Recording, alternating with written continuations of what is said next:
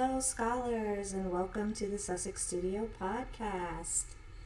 I am your host, Professor Zinzi, and today we're going to be talking about the birthday of the daughter of our fave, Princess Lilibet Diana. So, how are you all today? Before we begin, I wanted to, of course, start with the non-denominational prayer, but I'm going to say hello in the chat first.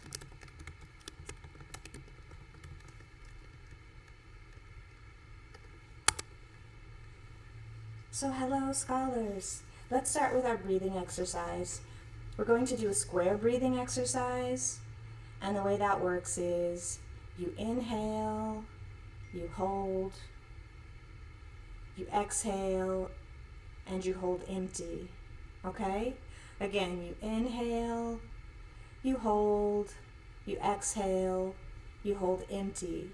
So today as we inhale, I want us to inhale all of the positive vibes we can, thinking about the little princess's birthday. And as we hold, I want us to hold the memories and thoughts about that and other things that are positive. As we exhale, I want us to empty out all of the negativity. And as we hold empty, I want us to just ground ourselves in the moment and feel our bodies and the desire also for air. So here we go. Inhale, 2, 3, 4. Hold, 2, 3, 4. Exhale, 2, 3, 4. Hold empty, 2, 3, 4. One more time. Inhale, 2, 3, 4. Hold, 2, 3, 4. Exhale, 2, 3, 4. And here's the hard part. Hold empty, 2, 3, 4. So I hope you guys are feeling okay or better, emptying all of the negativity out of you. Today's a day of celebration, and we have a song of the day today. I think I'll type it in if you don't know. So there it is. Hopefully you can see it in the chat. Our song of the day is Isn't She Lovely by Stevie Wonder. I love this song. He wrote the song, Good Afternoon, Sylvia. He wrote the song after the birth of his first child, Aisha. If you don't know the song, please familiarize yourself with it. I was torn about which song to use because we also have that perfect happy birthday song that he also wrote for President Dr. Martin Luther King Jr.'s birthday, and when we were trying to get his birthday turned into a national holiday, and we sing those songs. So hopefully they'll be singing that song at the little princess's birthday today. So yeah, Stevie Wonder, Isn't She Lovely, right? Life is Aisha. No more singing because I know I'll be singing like Sexy Red in a minute now. My voice will be cracking. But welcome, guys. Isn't it a wonderful day? Where I am, it's nice and sunny. The temperature's pretty perfect. And I am feeling really good. So we have another non-denominational prayer. So, yeah, don't let me forget that. So let me think, what can we say? So I think yesterday was kind of a spiritual episode.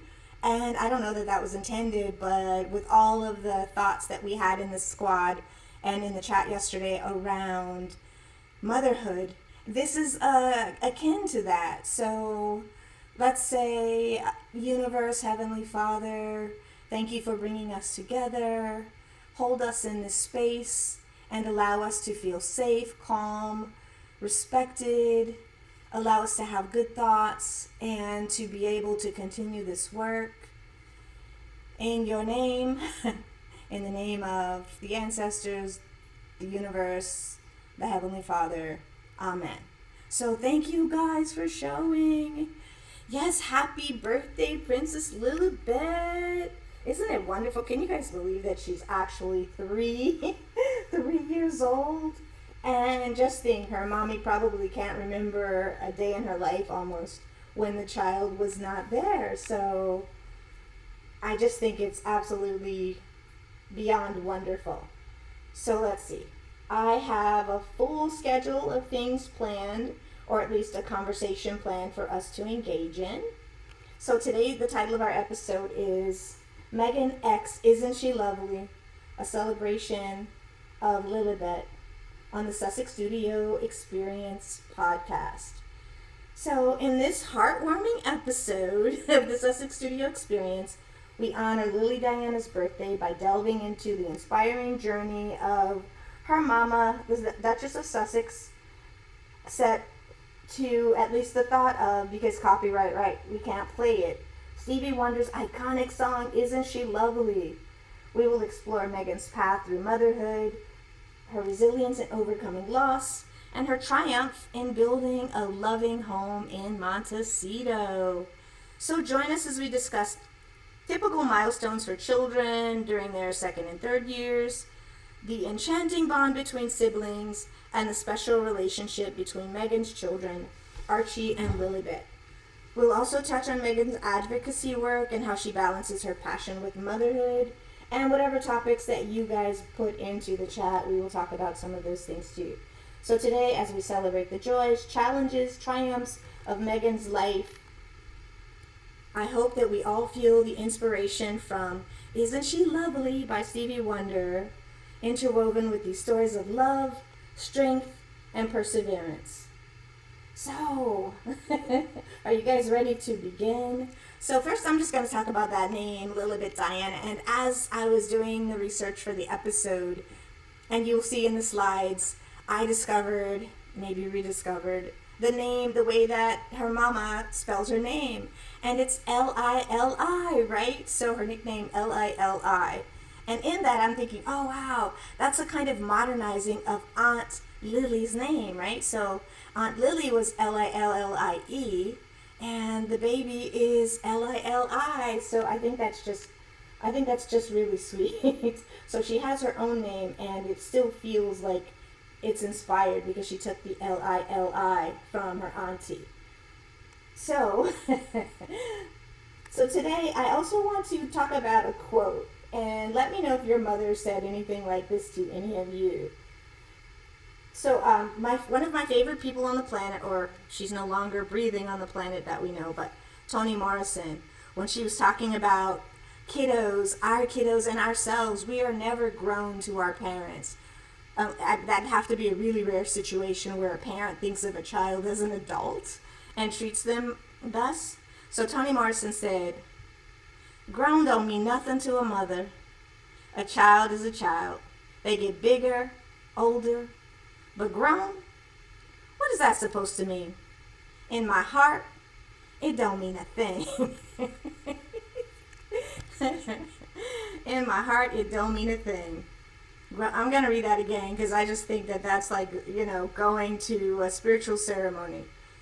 Grown don't mean nothing to a mother. A child is a child. They get bigger, older, but grown. What's that supposed to mean? In my heart, it don't mean a thing. So I think that perfectly encapsulates my relationship that I had with my mother. Like, you think you're grown. But nevertheless, when I'm sitting in her kitchen, when I'm sitting in her living room, when we are doing whatever it is, watching TV or having a conversation, there is always this, and it's not a distance, but it is definitely a respect. There are levels to this thing. So my mama, my grandmother took precedence over my mother took precedence over me, and so the story goes. And so Toni Morrison, who was old school in so many things, in so many ways, reminds us of that. That grown don't mean a thing when you're my child. Grown don't mean a thing when you're my grandchild. Although, there are times that it's so funny when we watch our grandparents chastise or correct our mothers. I think that those are some of the best memories I have are me tattletaling on my mama. I wonder if that's what Lily does. Grandma, Mommy did. Grandma, Papa did. So, yeah, it just, again, reminds me of the connection to my mom and to ancestors. So today we celebrate Meghan's journey. from loss to creating a life filled with purpose, financial independence, and advocacy. We also enjoy the song, again, by Stevie Wonder, Isn't She Lovely? And we have 3 generations of that, right? 3 generations of lovely, lovely women. And we've been looking back on Doria and Doria's mom and Doria's, even her grandmother and Aunt Lily a bit. And so today, though, we're talking about mostly the baby, but also the connection that that child has to her mama and grandmama. So, let's see. The lyrics perfectly, to me, encapsulate the wonder and joy of welcoming a new life into the world. Just 3 years ago, today, Meghan welcomed her daughter Lily into the world. For Meghan, becoming a mother to Archie and Lilibet has been filled with similar sentiments. Let's delve a bit into her story and see how these lyrics intersect with her journey. And let's take a look at some of the images that we prepared today for the episode. So, day one, probably hour 4, hour 5 in the world. Baby's on Papa's chest, all wrapped up in swaddle. And so, yeah, I just think that I love this image of Lilibet lying on her Papa. And when I see them during rare times that we're able to, it feels like this. I'll see Meghan holding and carrying Archie as big as he's become, and Harry's got Lily. So he's definitely a girl dad. He is an amazing girl dad. And we can see that in that family, right? So this is day 1 with Lilibet. I'll move forward just a little bit. Swaddled, right? There she is with her Papa. Can you see how gentle he's being with that kiss that he's giving to her? It's as light as a feather, as light as a butterfly's kiss, at least in my imagination. Happy birthday, Princess Lilibet Diana. She's the only person to be an American president, or Queen of England. Oh yeah, while being a Nigerian royalty. I missed who said that. I'm so sorry. She, Mom, and Bro links to 3 nations forever. Was that Marshar? Thank you for saying that, Marshar. She is unique in her journey, and she is so loved, and she has an entire squad from all around the diaspora who is here to protect her. In addition to Mama and Papa, right? We are also here to take a look back at her little journey of 3 years and see how her journey has intersected with our journey as well. So for most people, becoming a mother is a profound experience, often filled with highs and lows, getting up at whatever time, 1, 2, 3, 4, 5, 6, 7 in the morning, and to get bottles, to deal with diapers. And so it's filled with highs and lows. Mamas often end up having postpartum after the birth of a child. Some mamas have to try and connect. And so when we get through some of the lows, there's always, or typically always, the presence of that little person that we are still so in love with, despite whatever challenges. So for Meghan, the path was particularly rocky when getting to Lilibet. After experiencing the heartbreak of a miscarriage, the miscarriage of Jack, she spoke openly about her loss, shedding light on a topic many women endure in silence. And in her speaking, I would say that she opened up a space for other women to be able to speak, and men, other people to be able to speak about the loss that they suffered around a child, because it has been taboo in this culture and many others to discuss losing a child. And I don't know if Lilibet's inside of that window where she'd be considered a rainbow baby, but we have that term for mothers who conceive not long after the loss of a child. So many women endure miscarriages in silence. So this candidness that's spoken by Meghan was a beacon of hope for countless others, showing that it is okay to grieve and seek support. I love the emojis. Despite Meghan's pain, her strength shone through. She and Harry, remember, they relocated to Montecito after the birth of Jack, and she had that miscarriage. I think it was the day that she moved into the new home in Montecito that she was fully moved in. So seeking a peaceful environment to raise a family. This move wasn't just about geography. It was about creating a sanctuary where they found a special tree on their property, a sanctuary where they could thrive. And so Harry talked a bit about finding, he and Meghan, the special tree on their property, a sign that this was the place they were meant to call home. Meghan described seeing this tree as a pivotal moment. She said, much like discovering something lovely and wonderful. You find that tree. I just think it's beautiful. And then they began building a new life in Montecito. In Montecito, Meghan and Harry found a community that embraced them. Do you remember how the BM, emphasis on BM, the British media, the BM, would follow them around, and they followed them they asked them to leave, they left, then they followed them to Canada, and then they followed them and found out that they found out based on them telling somebody in the family that this is where they were, and that information got leaked to the press, and then they had people literally not just like climbing the fence and entering onto their property. How scary. So Meghan talked about that and how scary it was for her. They already had a baby. And so for somebody to get paid to profit off of them, they did whatever they thought that they could do, which is it's a crime to, and I think she said that they literally cut the fence to get into the property at Tyler Perry, the home that Tyler Perry allowed them to live in for as long as they needed to. So they went so far as to cut the fence on the property and enter, just so they could get photographs of Meghan, Harry, and or the baby, which is just wild.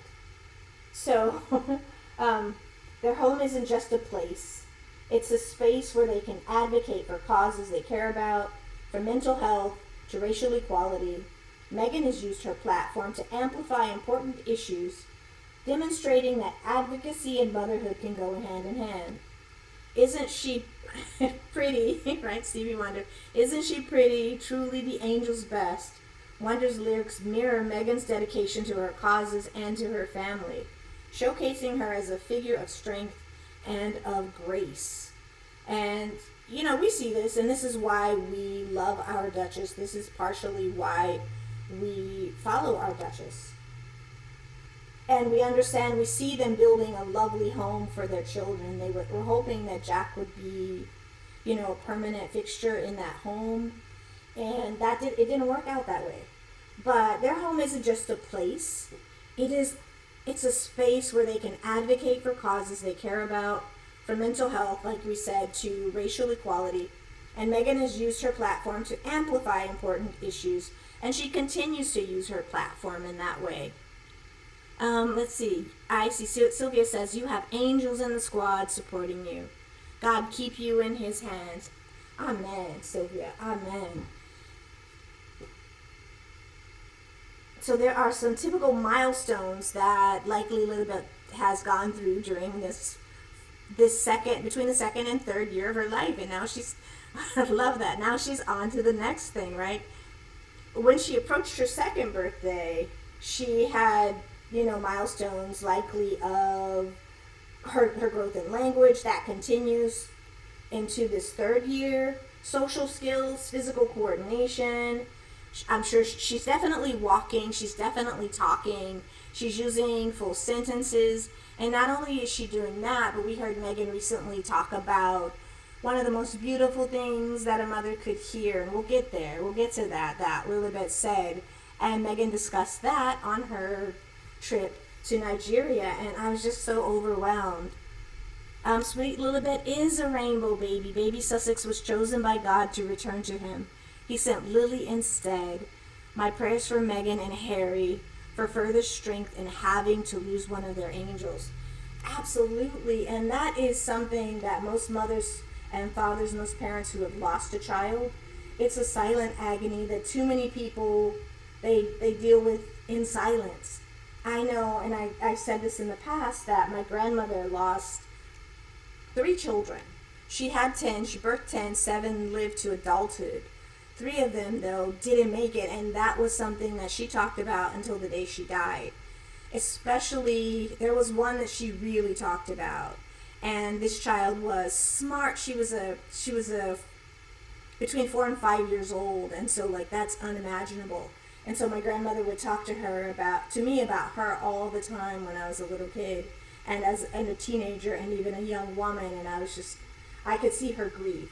So I'm sure that Jack is gone in a way, but not forgotten. And the fact that Lilibet was able to come and not take his place, but to take up some of that space, to fill up some of that hole that a lot of us suffer after the loss of somebody that we truly love. And, I've heard that when we lose a child, and I've witnessed it too, people losing a child, and no matter what the age of that child is, often them going through a kind of unimaginable grief. And I would say that, Lilibet's birth in some way likely helped to take up some of that space that was left from the loss of Jack. Not that they'll ever forget Jack, but so isn't she lovely? Back to Lilibet. Isn't she lovely? Life and love are the same, says Stevie Wonder. This line from Stevie Wonder's song beautifully reflects the joy. Think about the joy of watching your own kids or your nieces and nephews or cousins or friends' kids growing up and watching them develop and change. With each new word and every little accomplishment, these things add to the wonder of parenting and being an auntie, being an uncle. What do you think about Lilibet's relationship with her brother, Archie, right? Archie, I know, I've said that I was a teacher, so I imagine it's something like this. I remember teaching 2nd graders during my internship as a young teacher, if you will. And we would go to read, we would take our 2nd graders to the 4th graders' classroom, right? And one time I was in the classroom and having a conversation with a little girl, and a 4th grader made a mistake and didn't know something that a 2nd grader knew. And it was so interesting because the 2nd grader was like, I thought 4th graders knew everything. And I was like, what? In the mind of a 7-year-old, 4th graders just have so much knowledge. And so I imagine that Lily feels this way about Archie. Like when Lily at her age sees her big brother, she thinks, oh, he can do this and he can do that, and he holds the whole universe in his hands, and he's teaching me all of these things because he's so smart and he's so big. And like for the first time likely in years when I was teaching, I rediscovered that relationship that kiddos have with their older siblings, and it was just a magical moment for me. Marshar says, sweet Lilibet is, I said that, a rainbow baby sent by God. And so, yeah, I was just like, whoa, this is just phenomenal that Archie is able to be Lilibet's encyclopedia, Lilibet's hero, Lilibet's big bro, right? And to Lilibet, I imagine that Archie is the smartest little guy in the world. That Archie gives her whatever information that she needs. He automatically knows. And so that's what the 2nd grader said to me. I thought 4th graders knew everything. And I was like, whoa, that is just so. And I was thinking, okay, so 4th graders know everything. What do 7th graders know and 10th graders know? And so she let me back in on a little bit of magic with respect to how kiddos see the world at age 7. And the fact that they think that 9-year-olds, 10-year-olds are the smartest people in the world. And so again, I think that Lilibet and Archie probably have that same kind of relationship. So, yes, so with respect to Meghan, she is an advocate, right? And this is part of the reason that we love and follow and are experts with respect to the Sussexes and why we ride for them. Because advocacy is a core part of their identity. And they're teaching this to their children. Lilibet, I'm sure, is learning and will continue to learn how to advocate for her peers and for others. I'm sure one day, not in the not too distant future, we will see her volunteering. Although I know they try to keep their children close, and I don't blame them. But advocacy is a core part of Meghan's identity. Balancing this with motherhood is no small feat. Whether it's through her charitable work or her production company, she continues to champion causes close to her heart. Her ability to juggle these roles showcases her dedication and passion. During her recent trip to Nigeria, shout out to Nigeria, Meghan shared a touching moment with her daughter Lilibet. When Lilibet said she sees herself in her mother's eyes, reflecting the deep bond they share. And so Meghan, as she spoke about this, understood that Lilibet meant that literally. I see my reflection, right? That's me in your eyes, Mommy, that's me. But at the same time, when we think about it on a different level, when we, it's beautiful through the eyes of a child and through the eyes of an adult. When we look at it in 2 ways, 3 ways, we also see our eyes in the eyes of our children, and our eyes in the eyes of our mothers and fathers and siblings, and we see ourselves. And so that's a reminder, or can be a reminder, for us to do and be good in this world, right? Because if we are reflections, if our children are reflections of us, and that's where I think Meghan was going with that, when her thought process potentially that she is a reflection of her child is also a reflection of her. How beautiful is that? So can I get an I am Meghan Markle in the chat, guys? Or either an I am Meghan Markle or an I am Lilibet or Lily. I am Lily Diana. That would be beautiful. Maybe I'll start by putting it in there myself. I am Lily Diana. And so, yeah, I see you. Happy birthday. Absolutely. I see me in your eyes, Mommy. Wow. I mean, I just think that was a stunning thing to say through the eyes of a child. And we see Meghan's values. We see what Meghan values with respect to her children too, based on the things that she props up, based on the charities, and even in her trip to Nigeria, which was seen as so positive for the entire time that she was there. There was a little bit of BM interjections, right? Because BM is never good to have in a public space. But the British media, they were interjecting some things, and it was mostly quiet. What I mostly saw from them were comments around the UK the UK family missing out on having Princess Meghan and Prince Harry being in that space anymore. So they felt like, oh no, what could they have done for the monarchy? So there seemed to be a kind of remorse. And, and then later some other things bubbled up. We're not going to really get into those things here.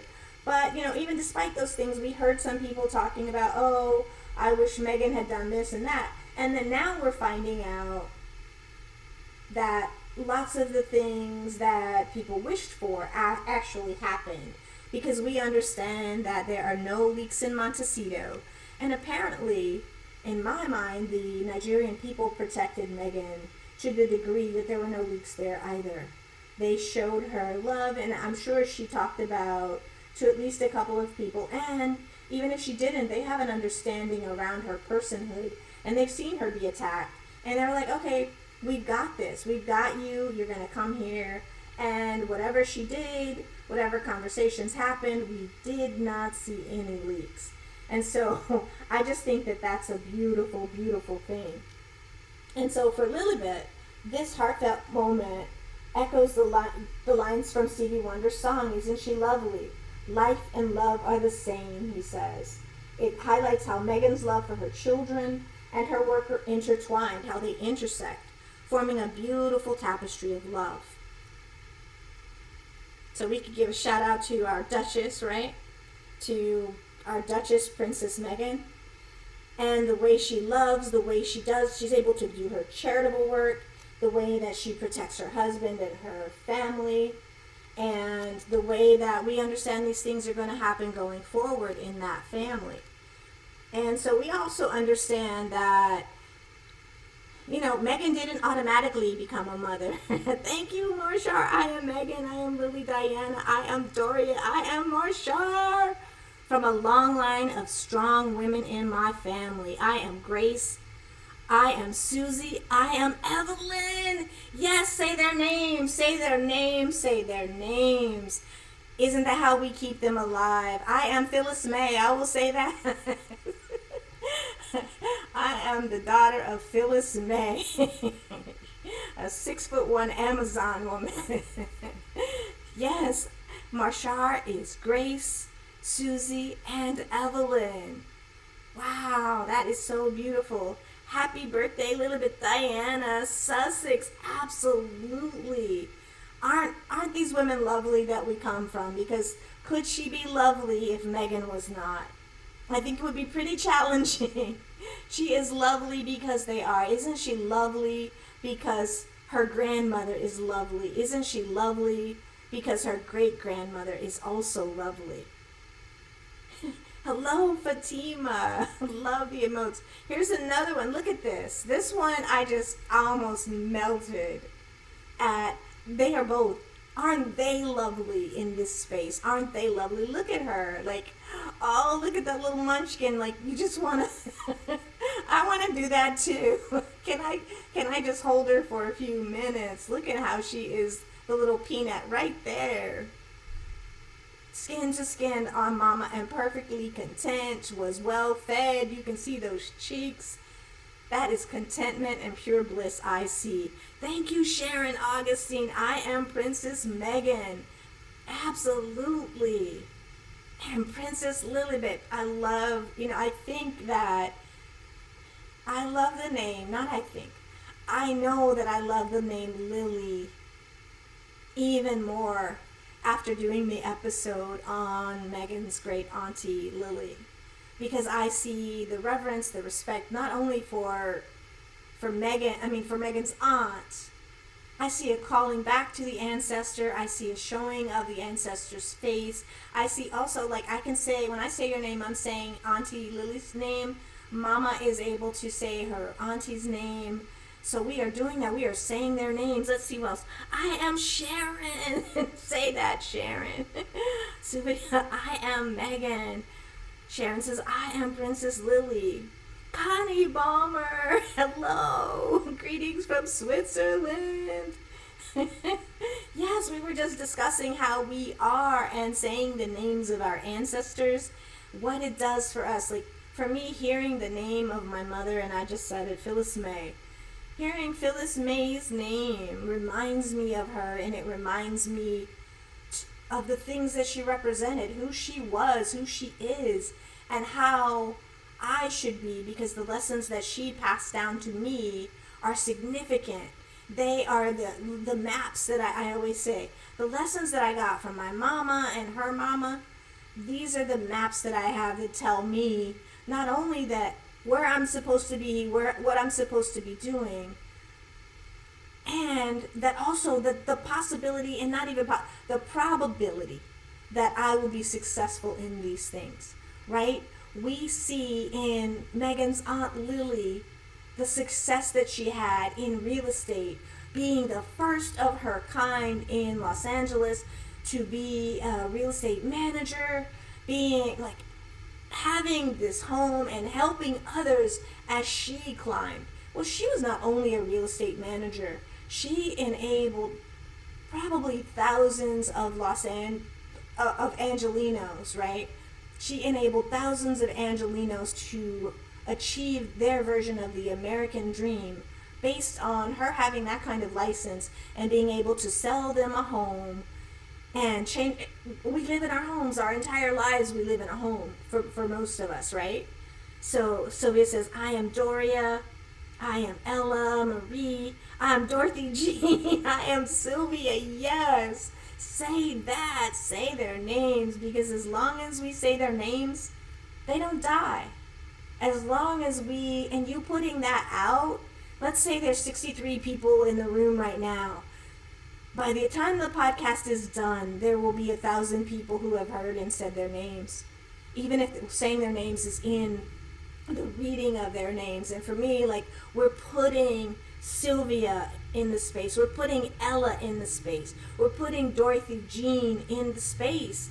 And they are living because we are living, and we are hearing and seeing their names. And Meghan, our Duchess Meghan, did that with her Aunt Lily. When she sees her baby, and when her mother sees her baby, and also, Lilibet is the nickname of Harry's grandmother. So he has a different, I'm sure, view when he hears Lilibet's name pronounced Lily. He hears and remembers his grandmother at the same time. And so that there's a double function, at least, being performed when in that child's name. And I would say that Meghan, based on her life, based on her advocacy, based on her upbringing, understands the value of having Lily's name be Lily. The same with Archie, Harry's son, right? Archie Harrison. I think that's also beautiful. They were very intentional in the naming of their children, right? Harry's son, you gave me, we made, look what we made, look what love made, says Stevie Wonder. Love made Archie, Harry's son. I'm going to tell the world, you are my son, Archie. You're Archie Harrison. From now and forever, that is your name. And Lily, the same. You are the you're the daughter of my aunt, the daughter of my mother, in as much as you are a daughter of mine. Because I am calling out to the ancestors, to memory and to love every time I see and say your name. And so inadvertently or intentionally, like people, without people's awareness in the world, when they say Lily's name, they are also calling out to Lily's ancestor, Aunt Lily, right? The wife of Uncle William, the baseball player who was in the Negro Leagues, these players were playing at the top of the game, right? There's no way that the Homestead Grays, the team that he played on, Lily's uncle, could not have been phenomenal with Satchel Paige, who played until he was almost 60 and was at the top in his category. And then with Josh Gibson, the number one baseball player of all time, and it's said that those statistics don't represent what they really are because they were able to be picked and chosen and wanted to keep them within a certain line. And so they're also hearing these connections and sitting around. Mama Doria is telling stories to Lily about her mama, the nurse, her papa, the antique dealer. When Meghan, the Princess Duchess, picks up a piece of art, I'm sure that Mama Doria says, hey, this looks like, or this reminds me of what your grandmother did. Or when Doria is bandaging, or Meghan learning from her mama a wound by one of the children, they're bandaging in it the way that Doria's mama, the nurse, bandaged it. No, baby, do it this way, because this is how you wrap it, this is how you hold it. You might even get some mercurocone or some methylate, I don't know. Those are the things that I remember. Was it methylate that burned? So when we say our family members' names, when we do the things that they did for us, we are doing them not only for us, we're passing that down. We're passing that down to the world. And so I just think that naming those children, just even the naming of Lily and Archie, those two, and I'll say those three and even beyond, because Princess Diana also doesn't get her due. The way she loved those boys, the way she doted on those boys, and I think Harry, of course we know he had a hole in his heart and all of those things, the size of his mama, if you will. But he also knew that he had to find somebody that was a parallel. He wasn't just going to marry anybody. He found his Diana, who gave him a Lily Diana, but he found someone who was a parallel to his mother in her work around advocacy, in her work around women's rights, in her work around health, in her work around name it. And so it doesn't matter what people in the BM say about our Duchess. We understand that everything she does is a teachable moment. When she is in Nigeria and she decides to go and work with girls, when she is in Nigeria, or when she returns from Nigeria and she hand writes a letter, that is not a new process. It's not even something that is widely done anymore. But people who receive letters have an understanding around letters that your DNA, in my mind, like your DNA is always on there. Like you leave parts of you behind when you write a letter to someone. So as she writes her child's or her daughter's birthday card, there is a piece of her. I know, like I said, my mama has passed on. Well, I get out her cards every birthday, Christmas. I save them. And I touch them because I know when I'm touching those cards, I'm touching a piece of her DNA. And so when Meghan, our Duchess, our Princess Duchess, went to Nigeria and came home, what did she do? She did what she's been taught to do. And also she did what she values. She sat down and she used her hands to write a letter with beautiful script. She used her skills around calligraphy. She didn't just learn those to make money. She learned them because there's a value in that. She valued letter writing and letter receiving. And so when you take your time and you sit down and you write someone a letter, if they're no longer with you in 5 years or 10 years, you always have that, as long as you have the letter. And even if you lose the letter, you still have the memory of that letter. Like, I remember what it felt like, what it looked like. If they sprayed it with something, you might take that on. And so she's leaving traces of herself, and she's also writing a map. Babies, this is what you do. And so when one of the kings allowed that letter to be released to the public, the king was also instructing us. The king was also saying, this thing I value, because they couldn't do it without the king's permission. This is who our princess is. She hand wrote a letter to us to say the things that she said around how she values us, that she's thankful, that she's grateful. And she can't wait. Her words have said too that she wants to teach her child and bring her children here. So the evidence, the traces that she left behind are instructive. And so, that's one way we can honor her too, like by writing a letter to a loved one for their birthday. Imagine how that feels. I still write letters to my best friend on occasion, and when I get one, I'm so excited. She's more of a letter writer than she's a better letter writer than I am. And when she just sends me a card, I get a little bit of angst. I'm like, dang, I wish it was a letter. Is that bad? It is true. And so, she's, I'm sure, sitting down, even though it's not a standard in school anymore, you have to teach your children at home about script, writing in script. And so even in 2024, for her, calligraphy is something that, beautiful handwriting is not something she wants to leave behind. Marshall says, Lily, in reference to a flower. Flower was a nickname Doria called Meg as a child. Lily's first Halloween costume was the Disney skunk. I had forgotten about that, Marshall. Thank you so much for saying that. And when I got married, I had stargazer lilies in my bouquet.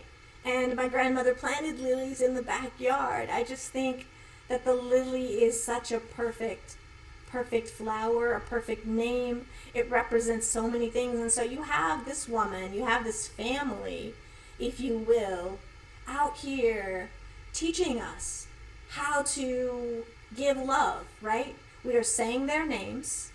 We are honoring our ancestors. We are composing letters. We're sending letters. And I know she didn't just scratch something out of her head. I know she probably worked that letter over a few times to make sure it was exactly the sentiment that she wanted to convey when she wrote that letter. So I know for me, if I was going to try and write a wonderful letter, I would type it out first, and then I would play with it, and then I would handwrite it, and I'm sure she had a process that's similar, maybe, that I would handwrite it, and then if I messed up, oh no, I can't just, I would ball it up, throw it in the trash can, and do it again. And I imagine that she didn't just write one letter. I imagine that she wrote a letter to each of the four kings, and probably to other people as well. Because this is who she is. So even when one thing gets, there's no way that one would have been released and the other people would have been thinking, well, she didn't write me a letter, right? So I'm going to finish reading this. Was the Disney skunk character named Flower in Bambi? Our Meg is very clever. Yes. And that Bambi character, that ties, how many of our childhoods does Bambi tie to? I remember I saw that movie and I was traumatized. It was like, it was about Bambi's mother, if you guys recall. She is so clever, and it also ties to Harry because he was just a little young, skunky boy, coming into his beginning stages of manhood when he lost his mama Diana, which was, so, now he's around his mama's age. He may even have, I think he may have outlived her by now. And so, like, having these memories with her, his daughter, he's making sure that he's shoring up that relationship with his child and passing on all of the things that he can. You can imagine what Lily's getting from her papa, right? We know he loves her. We see how he dotes on her. And I know he tells her stories about that he remembers from his mama.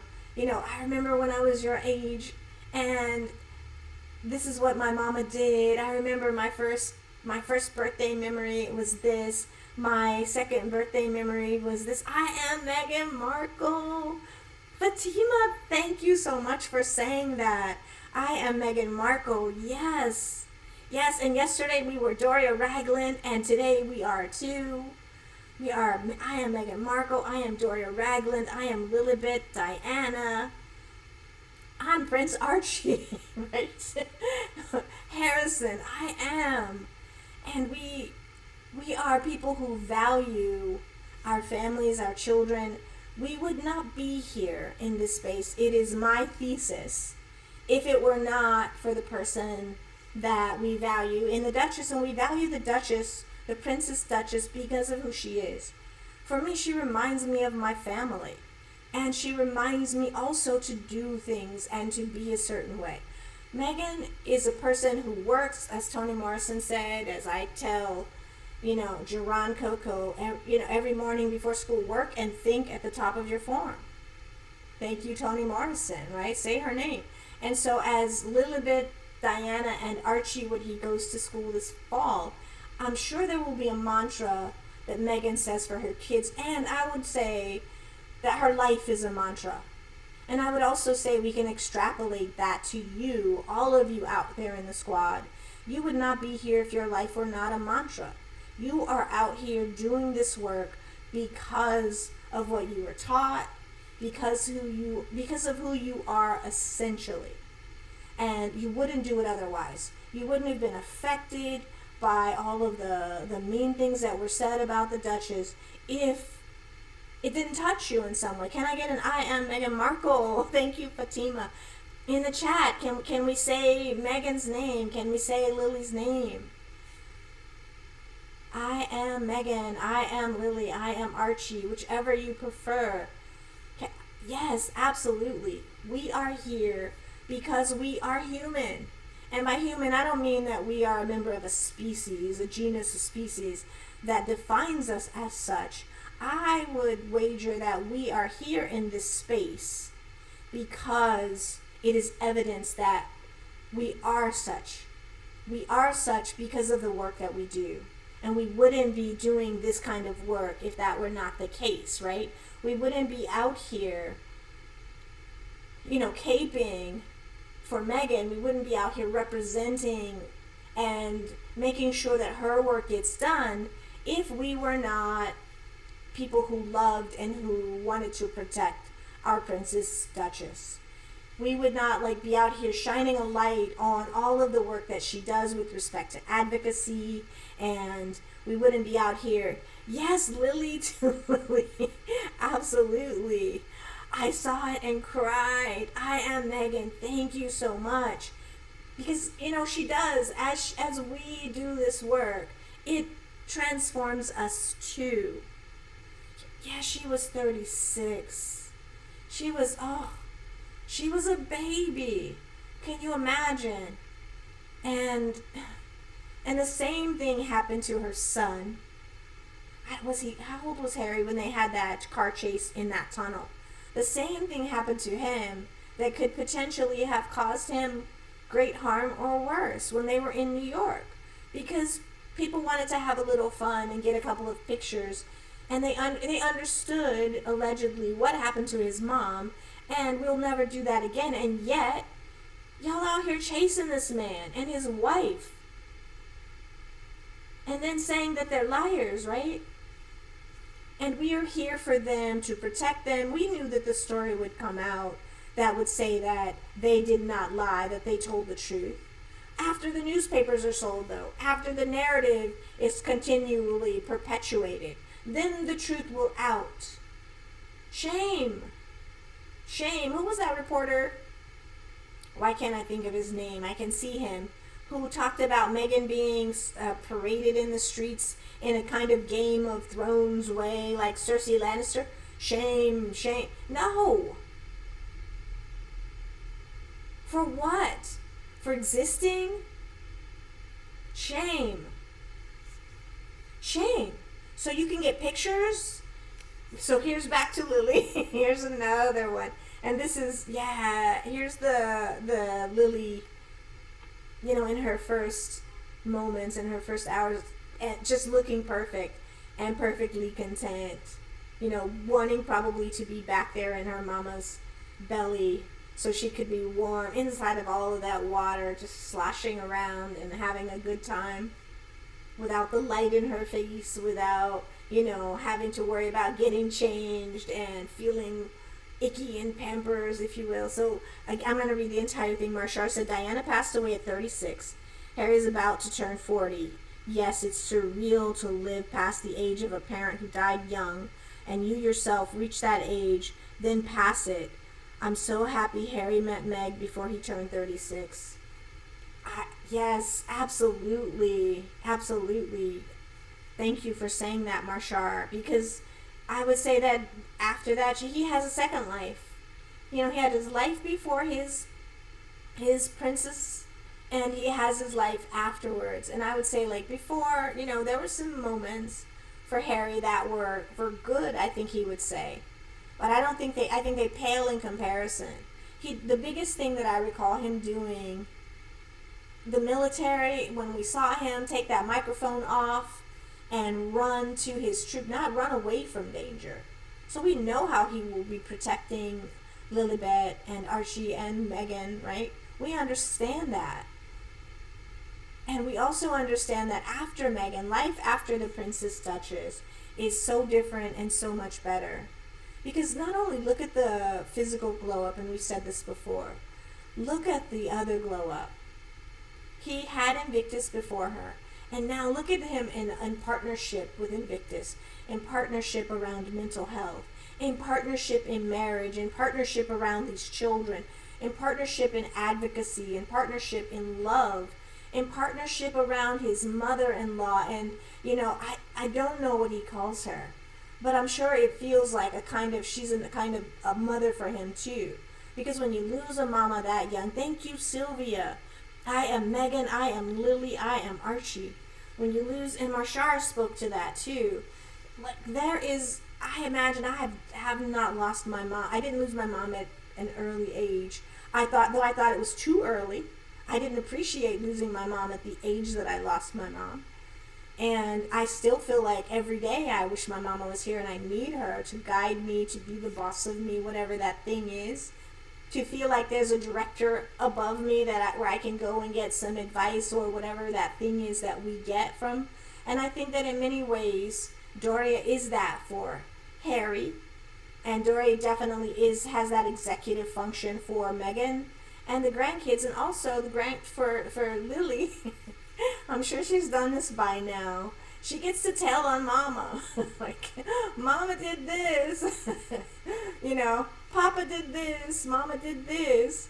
And I just think that, like, they are having, for Doria, she is likely in one of the best times in her life. She's got herself, she's got her daughter, and her daughter had she birthed 3, but her daughter has 3 living kiddos who look at her and they see themselves in her eyes too. And they see themselves in her eyes in the other way because of the woman that Doria is. And I think that that's just a beautiful, beautiful thing. So Marshall says, it's my divine fate that although Harry lost his mom when she was 36, but he met his loving wife who was 36. This isn't by chance, folks. It was by design. God sets all things in motion. So his second birth is at 36 with the meeting of Princess Duchess Meghan. Absolutely. It is divine, and the way that they have shored each other up. The way that they have been allowed to live and been allowed, and allowed is not necessarily the right word. They have forced the world to let them live. They left that island so that they can have a certain kind of life. And just in the way that Baldwin Hills protects, Mama Doria, Baldwin Hills also, Montecito also is a protective force against the invasive press. They're not going to put up with people in their yards. They're not going to put up with drones flying over their homes. They are not going to put up with people trying to harm their neighbors. And so that is also a really wonderful community.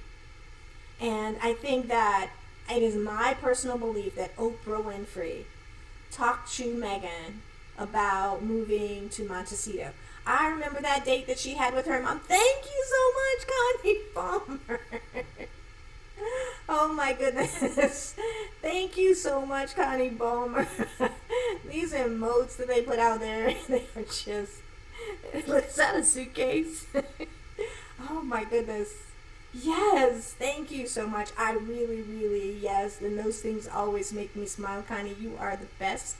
Thank you so much for supporting the channel. You don't have to do it that way. Your presence is greatly appreciated. The way you shout us out in the chat, all of that. Appreciate you, appreciate the squad, right? Thank you so much again. And so Doria, the way she loved on them, the way she does, and we understand that she's a shy person. And nevertheless, the fact that she's shy does not stop her from protecting her children, and I'm saying children, Harry and Meghan, because I would say that Harry became her child as a result of living with and loving Meghan. Like, she understood that her daughter wasn't just going to marry any old person, right? And this love is a salve for Harry in his life, because God knows Harry needed some salve. All he got after his mama died, and I don't know how long it was before he was really held in a way. I imagine that Meghan held Harry in a way that he needed to be held in order to be able to begin to release a lot of that stuff he still had, the trauma around his mother. And now hopefully he can think of her without so much pain. Because isn't she lovely, right? When we think of Isn't She Lovely as our song of the day, when we think of Isn't She Lovely as our song of the day, I think of all of these women. I think of Princess Diana at 36, who lost her life. I think of Thank You for the Deets. I think of Princess Doria, who will stand for this family, standing up with all of her anxiety, I imagine, and shyness, and she will stand up for this family. And after her, Meghan will stand up for this family. And after, so aren't they lovely? And after her, Lily will stand up for this family. Just speaking about the women, we have, and we think about Doria's mama who stood up for the family. She became a nurse after all of the stuff that her father had gone through. Born in around 29, I believe, she stood up and became a nurse, married a man who became an antique dealer. They stood up. Do you know how hard that was for a person born in 1929, around that time, to stand up for the family? And they did it. And they, with each of them being excellent, they demanded that of Meghan without having to say it. We understand that when our Duchess was in the classroom that she was the one. She was the smart kid in the class all the time.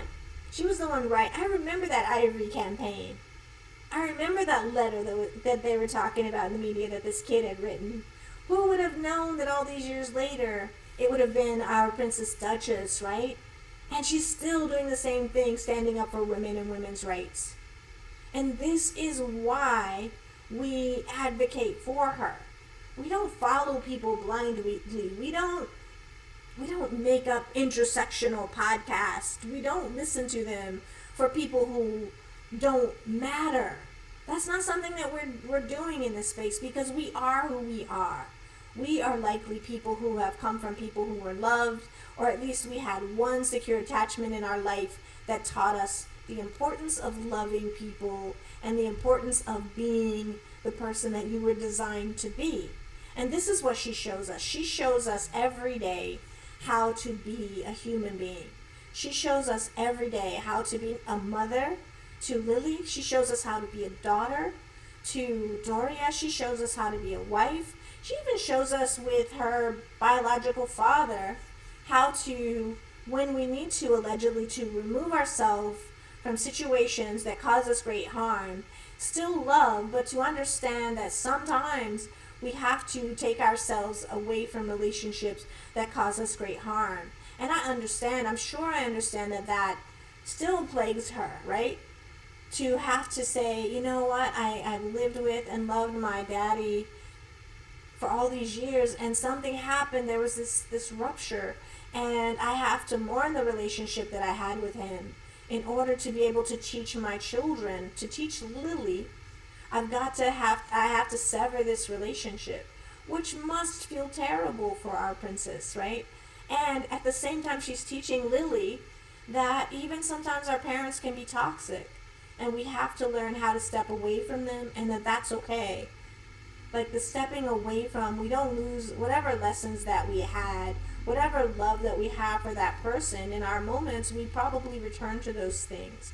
And I'm sure she does have her moments around, and likely she's going to have one in another few days. Father's Day's coming up. And she will likely be thinking about her dad and the fact that she has that loss. And she can't necessarily, allegedly, have her papa around her kids because for fear of them being put in the tabloids. And that's a shame, right? And, thankfully she has had the guidance, the maps from a long line of women in her family who have taught her, and men who have taught her the importance of being who you are, the importance of owning yourself and representing that thing that you love. How can you stand up for Lilibet?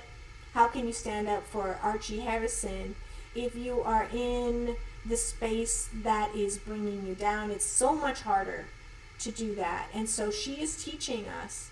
She's teaching me. She's also reminding me when I struggle with challenging relationships that it's okay to step away. And it's not what you necessarily want, but sometimes that thing is what you absolutely need. And our Duchess has taught us that, right? So, can I get an I am Meghan Markle in the chat, please? Because, this is, to me, celebrating the birthday of Lilibet Diana is a time to reflect on a lot of other lessons. And Meghan has shown us how to do that. Meghan has shown us how to reflect on our own lives. Meghan has taught us how the importance of loving and of living your life out loud in a way that you want to, in a way that where your parents Because I think even Thomas, and I just said his name, wherever he is, and Doria has spoken on him. She calls him Tom. They had a different kind of relationship, and she couldn't believe what happened because he was a different man, even though they weren't able to make it work. She didn't just marry a man, any man, she thought, right? She married the man that she married, she didn't imagine would do this. And so we never know what people, our loved ones, will do for money and do for, for lights. And so she has to hold on to those things. And I'm sure when he heard Doria say what she said, she's been so quiet that he had to feel that too. So she was teaching him a lesson. She was teaching us a lesson. Like, yeah, you can say what you need to say. And she didn't say it with scorn. She didn't say it with anger. She said it plain. She said it calmly. And she stood on what she said. She couldn't believe that he did that thing, right? And so for us, I think again, Meghan is living her life out loud, by loving and reaching back, and even the naming of her child. She has taught us a lot of these things. I'm going to move on to the next slide. See if I can remember which. Look at that fat baby. Look at that. Yes, Sylvia, when it comes up, I'll read that one. Look at that fat little baby. She is playing with toys and just being immensely happy. I remember when the Queen asked about that, hearing Harry talk about the Queen asking about the baby's hair color. Because the Queen, we know, and the Queen left maps for Harry too. And we understand that a lot of things that the Queen wanted to do, she wasn't able to because of forces, and things that she did also got erased. But what she wanted to know was about whether or not Archie had Harry's hair color. Because she loves her Harry. Does he have, and I also think about how, the picture of Lizzie, Queen Lizzie, and standing next to Harry when he's dressed in his regimentals. And she couldn't help but smile. And he's trying not to break his face. He's trying to hold his posture and hold his face in a certain way. And he can't help it. My grandma's looking at me, and she's so, the pride on her face around him in that moment. And she was so proud because that's her value, right? And yes, and God ordained the union of Harry and Meghan, and H&M are doing God's work. They are blessed, absolutely. Sylvia says, Professor Zinzi, thank you for all that you do. Okay, Sylvia, you have a wonderful one. Yes, it's because of who she is and who they, and all of them, in that family, can we really name one that we're not riding for? And that is giving Lilibet the best birthday ever. Can you imagine that this family, this small family, and I know, like I said, and I say, in California, your friends are your family. They become, because most of our families live in different parts of the country, and we come here, for whatever reasons we come here as young people, or as we get older, we return, however. So, but this family, can you think of a family that is, there's so few families that have what they have. They have a matriarch that sits at top of the family, who's just this wonderful, blessed woman. They have a, below her, I will say, in the hierarchy, if you will, you have this wonderful, blessed daughter who married this wonderful, blessed man. And just the love from Doria alone would be enough to shore up most people for a lifetime, right? If you had that. But now you have not only that love of that grandma, but Lily and Archie share the love of their mama, who is just in everything she does. She shines. From her, even I'm sure her meals are not basic. From the cooking of the food to the preparing and making sure the house is clean. Not that she does all the work, not saying that that's what a woman's job is, but we understand she had the TIG. Lifestyle is a part of her brand, and her brand meaning this is a part of who she is, because we're all walking representations of whatever our brand is, whether we think about it or not. Her brand is to be, a person who tries to have a wonderful life across her lifespan and across the different aspects of her life. So she's probably doesn't have messy closets. She could likely hire someone to do that. But she makes sure that inside and out, that she's just not a surface level person. She is a person who considers. And so I imagine her baking birthday cakes. I imagine her, we know she handwrites cards. We know that she is, again, into like making sure a house is a home. It's not just a house. We understand that she is into taking good care of her husband. We see that glow up. We talked about the black wife effect in here where and I put up pictures and I still have them in this space somewhere that of Harry before Meghan, before he had that glow up that he has had. And then we have the pictures of, he was like all unkempt and, looking unpressed, and his hair was kind of just a mess and no gel, what looks like he ran his fingers through it and jumped out of the shower, put on whatever clothes often that he found sitting wherever they were, and went and did whatever he needed to do, showed up for his engagements. But there was not a person who loved him enough around him to be concerned, like, hey babe, I got this for you, I pressed this for you, I took this to the cleaners for you, I did whatever that thing is that I needed to do for you because I love you, because this is what I value you.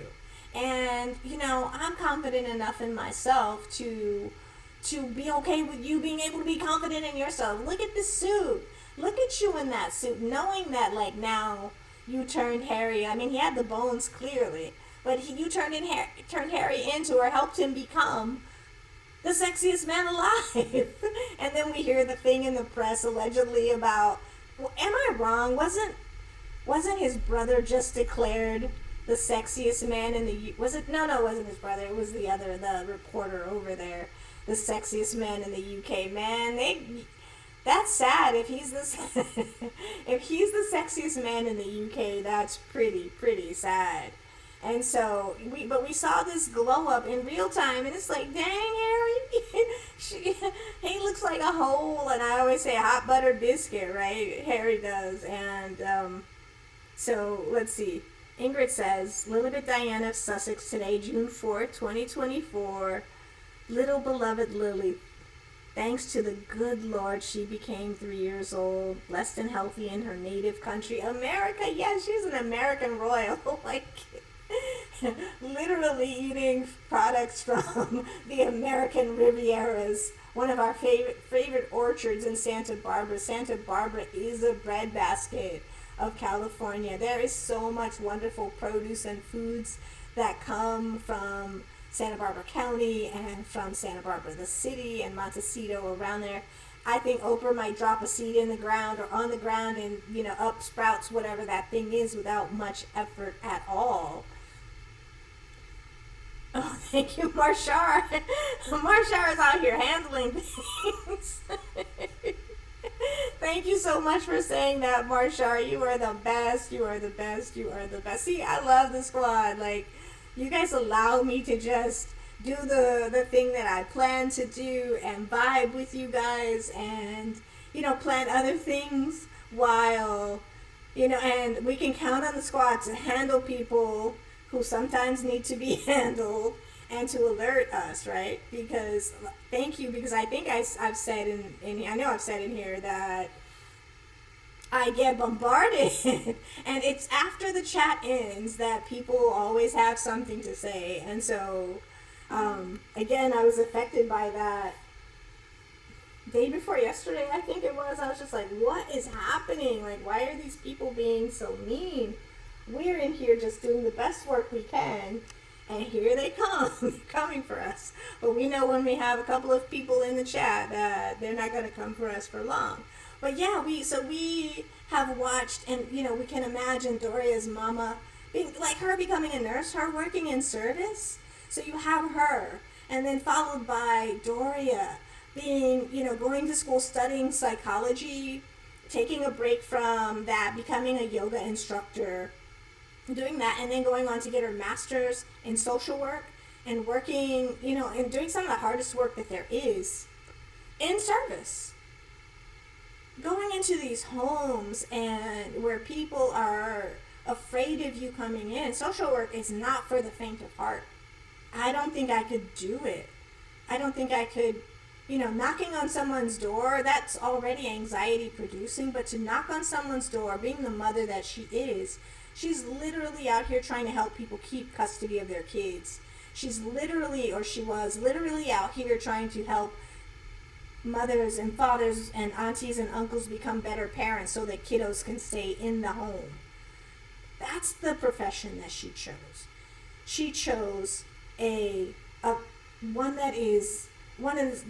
that's really hard. I'm not going to say challenging. But social work is hard, and social workers are so disrespected with respect to the work that they do. They get doors slammed on them. There are dogs in these houses. The houses are not necessarily clean. Sometimes people who are living in the houses are dealing with all kinds of domestic violence challenges, allegedly. They're also dealing with addiction challenges, and so you see things, and if you see the wrong thing, then you need to get help to get kiddos out of there. That work is it's hard. It's hard, and I know I couldn't.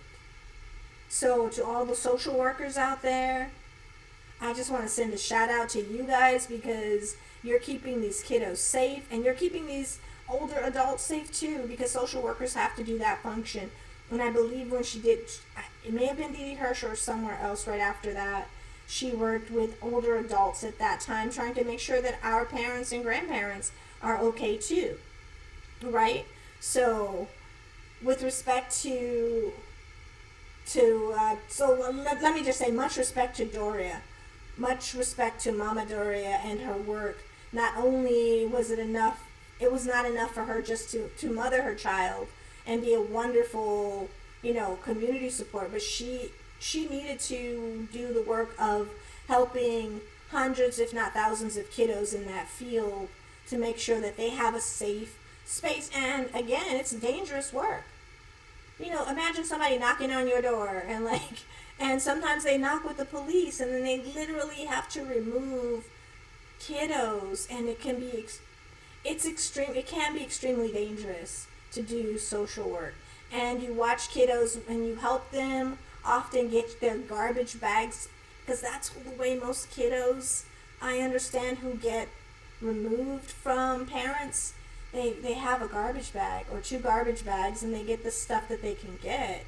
And then they get in the backseat of a social worker's car that they don't know often, and you have to be able to, in this work, it's good to make them feel safe, to make them feel seen, to, pass them tissues and reassure them that things are going to be okay. And you don't know, but in those moments that you're doing that work. So when I see the garbage in the press about Doria, I just want to say, allegedly, your mama. No, your mama. Because she is a queen. And that's the thing that hurts. Seeing the lying narratives about Doria in the press, when she is a G. She is one of the real ones who's out here actually doing the work. And it makes me so angry. And I want to say, during those times, say it to my face. Can we come from behind a computer screen and have an actual conversation about why you believe this garbage? And what does it do for you to tear her down with lies? Come for her if her life has been a mess. But that's not what happens in the BM. Right? What do we do? What does BM do, right? The British media, the BM, the BM, what they do is lie. Very often, allegedly, about Doria Ragland. And it's criminal. For what? One of the most kind people, I'm sure, on the planet, who teaches yoga, who is a social worker, who has been a social worker, and cannot likely work in that field anymore. I imagine she'd have to work with people who, I don't know who she could work with because of her daughter's fame, right? So she's out here, and her mother's the nurse, so we understand that caring for people is in the Duchess's DNA. We saw the Duchess with her grandmother, if you were watching yesterday, pushing her grandma in a wheelchair and caring and helping to take care of her grandmother. That is her legacy. That is her generational wealth that's being passed down. And what does Lily get? Lily gets a grandmama, a great grandmama that's a nurse, a great auntie, great auntie who is, a G in real estate and who loved on her grandmother, and her grandmother's telling her these things and teaching her to be a caring person and to be ambitious to go get that thing and to be compassionate. Because if you ain't got no resources, it's hard to help people, right? If you can't help yourself. So they're doing both of these things. And so Doria's out here, or Mama, out here doing the social work. And then her daughter, she's helping her become one of the smartest people that's ever walked the face of the planet, who is also doing work of advocacy all around the world. And so then people come for her and tell lies on her, allegedly, and make up stories on her. The thing, I won't even mention all the horrible things or any of those things that have been said. We know what they are. And she's our fave for a reason, and it's not because she's a trash person. We can name so many people that people scour the media about every day for salaciousness. Why don't they stick to that stuff? Why don't they stick to, discussing the people who really want to be discussed? No, because she doesn't belong in these spaces because they say so. Marshall says, the Rangers are talking smack after the chat ends. Cowards. Who doesn't want my smoke?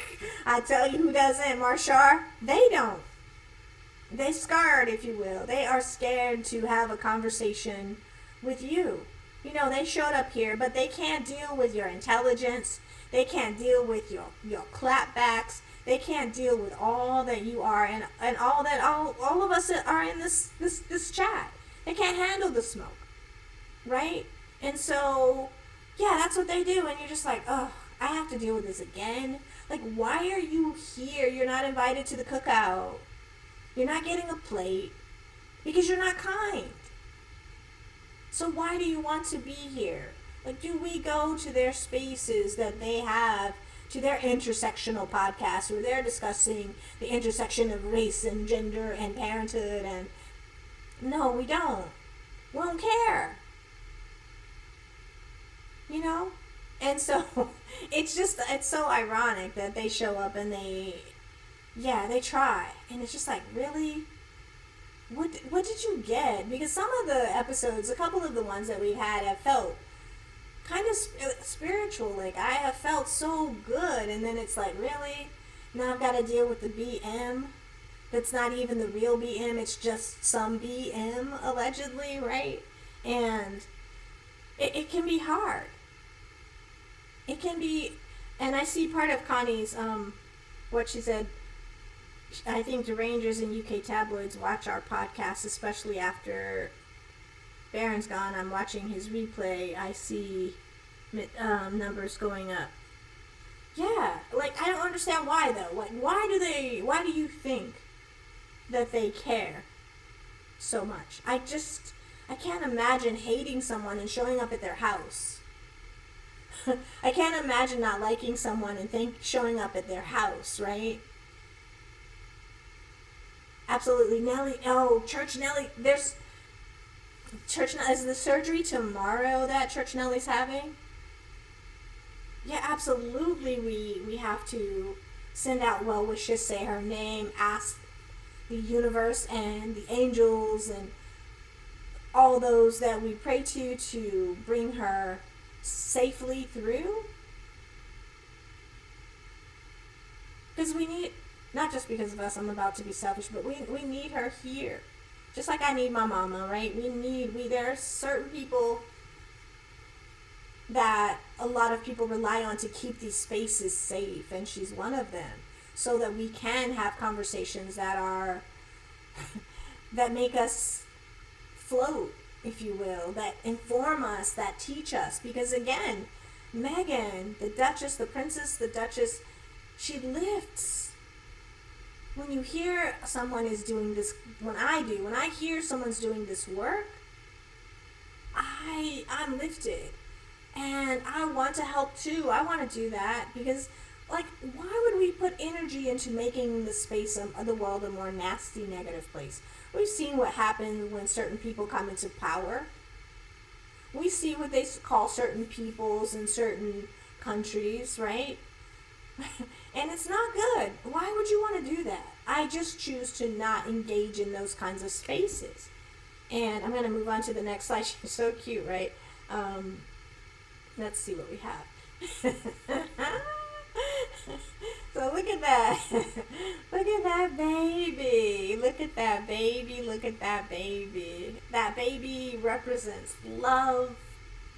Can you imagine what the big brother thinks and what the baby thinks of the big bro too? Like, he's walking, I can't understand what he's saying, but I know he's teaching me. He knows how to do this toy. He can play this game. He can pick me up. Like, he is my hero. He is my, yeah, again, like I said, with that second grader, I was just so, and it still makes me smile, and it makes my heart feel glad to know that when the second grader told me, I thought fourth graders knew everything, when the little fourth grader messed up on a word when we were taking them to read with the fourth graders, and the fourth grader didn't know once a question that the kiddo had asked, and she's like, she had a reality check, that fourth graders. I'm like, wow, fourth graders get that.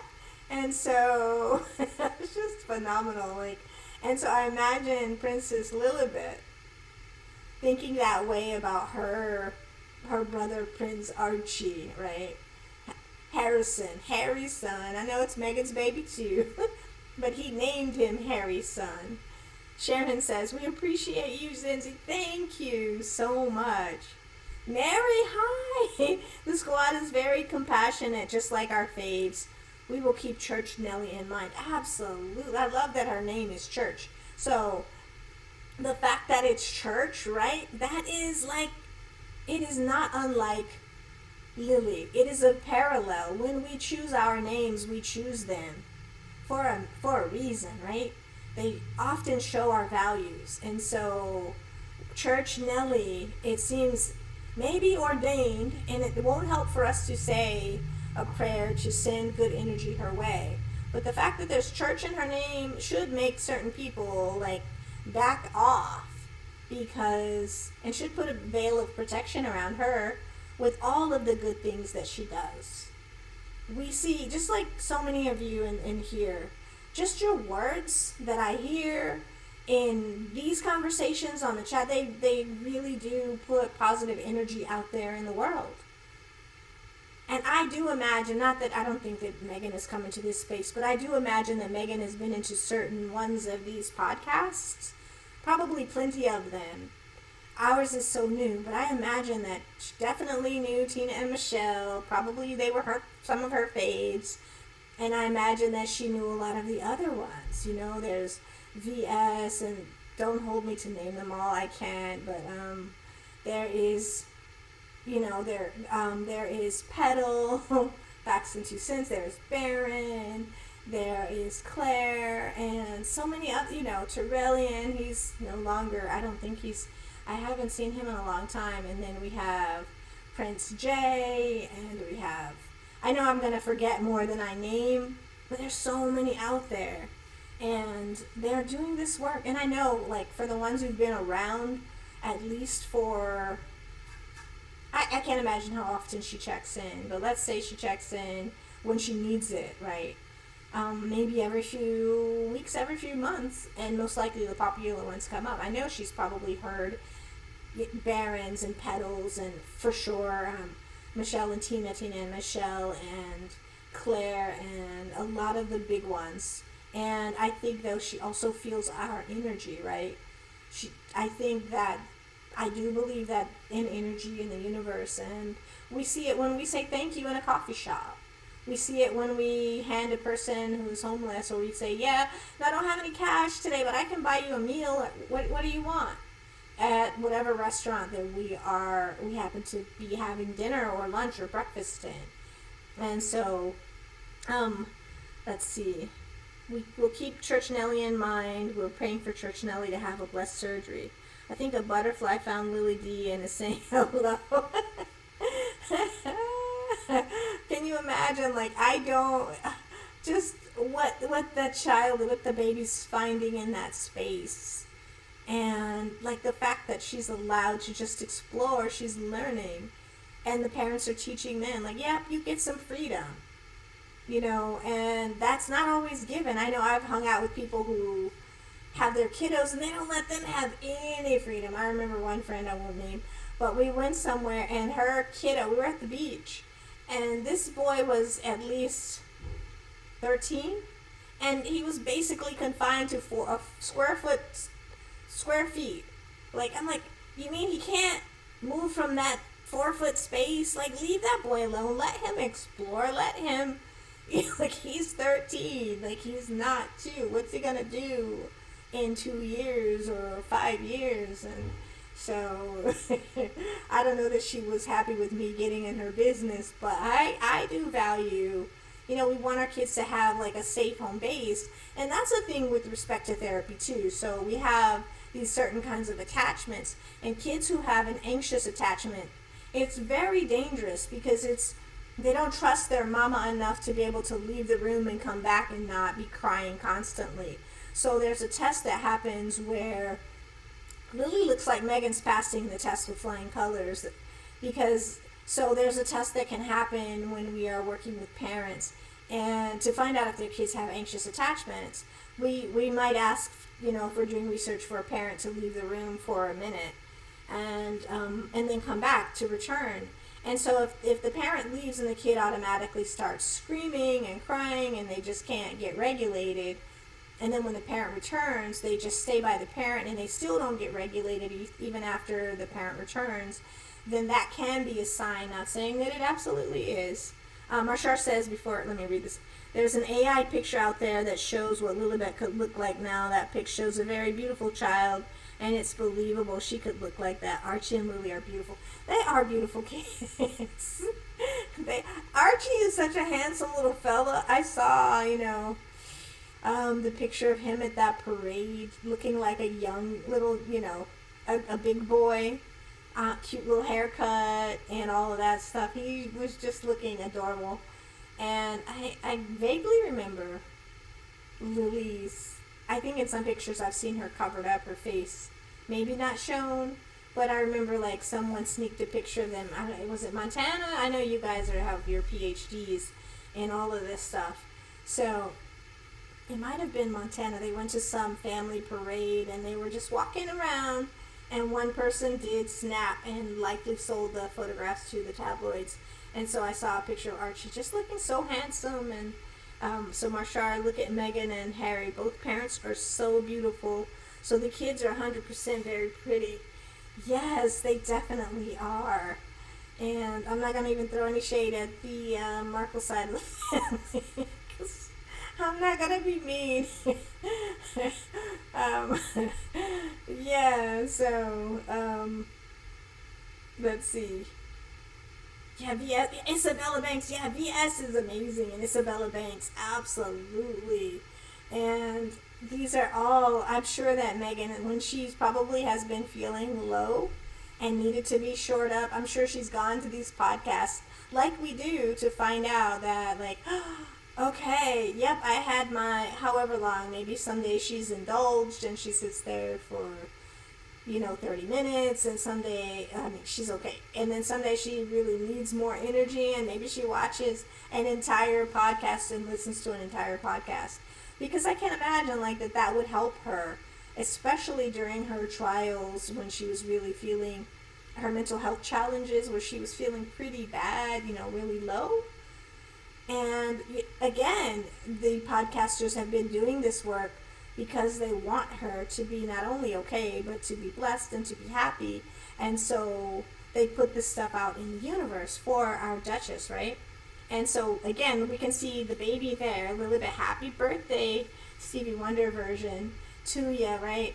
And we understand that her mother and her father, her parents and her grandmother, the 3 people that we know, and her auntie too, she's an auntie that she's very close to now. And so we can imagine these people having the shared value of making sure that, how's she going to be smart? She has to explore. So how far can you go? More than 4 feet. I can see you. I know that you're okay. I know, the puppies are there, the doggies are there, so they're not going to let any animal or any person come. And I'm sure the house is secured, and so they're teaching her at a very early age, probably what do you guys think? 9, 11 months this picture is, maybe 10 months she is, crawling around in the yard before her first birthday, and yeah, just everybody's around her to love on her and to make sure that she's protected and loved.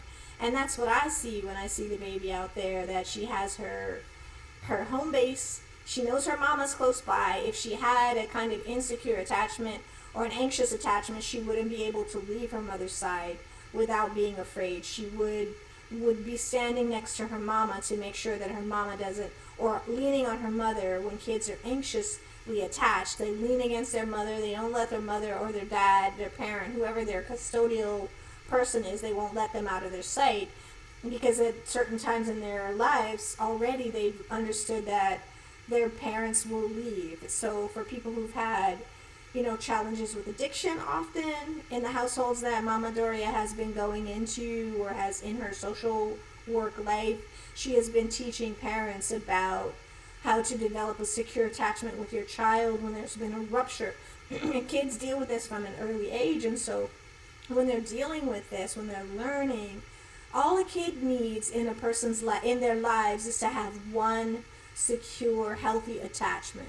It doesn't matter, if you don't have a mama that's doing great, if you don't have a papa that's doing great, if you have one person, an adult person, or a person who represents an adult, let's say you have a sibling that's 16 and you're 9, and that sibling is always there, protecting you, making sure that you're growing up and that you see that you're loved and you're valued, you can still grow up and be okay. And so I would say that Lily, again, would not be able to explore the garden like she is if she was afraid of her parents leaving, so she wouldn't leave their side.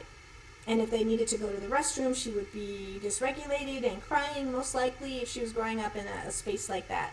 So the fact that she's able to to crawl around and to leave her parents' side and go, let's say 10 feet away crawling, lets us know that the kiddo has lived a life where they know they're going to be safe and protected. I see a Prince Archie looks like Adonis. He is very cute. Yeah, Terrell was amazing. He had me hollering when he went after Dark Spectre. I don't know why, it would seem, tell me if I'm just way off, right? And I'm not suggesting any really, heavy, but it seems like there are enough podcasts that are out there that deal in adult-like content. I don't understand why people get flagged, with respect to him. I mean, he was great. And I think most of the Sussex podcasters that I've been able to watch and listen to, they do good work. They make jokes, they have jokes, and at the same time, they make sure that their audience is, they don't go too far. So I don't understand. I mean, I do. I think that it's just policing in a certain kind of way to make sure, and that, there's a lot of jealousy, and the BM has to do what the BM does. But yeah, Terrell was great. And yeah, he reminded me of a couple other guys. There are a few male podcasters out there that are good, right? That I laugh at. And I think this week I've seen some of them do more I'm not on TikTok, but some of them are on more TikTok and Instagram, they say. And they have super short format podcasts, it's my belief, but I've only seen them on here doing a 5-minute segment or a 10-minute segment. And I think, they're amazing. I don't even know if they go as long as 10. It's usually 5 to 7 maybe for the most part. But I think they're great. And I just think that this work, we need more positive Sussex channels. And if any of you are interested in it, I think you should. I think you should start a podcast. I think that you would get support from the squad. And I think you'd be shored up by the squat in a different way than when you're just, not just, but then when you are listening, you get to bring your point of view to the space and say the things that you want to say, and it shows your values in these spaces, and people get to learn and listen and have a good time with you. Marsha, I love Terrell's podcast. He had me hollering when he went after Dark Spectre and Tommy. Tina and Michelle got me through those, rough years of Meghan bashing. It would be nice to see them. It really would. I would love to be able to have one of them or both of them. I have a plan, not a plan.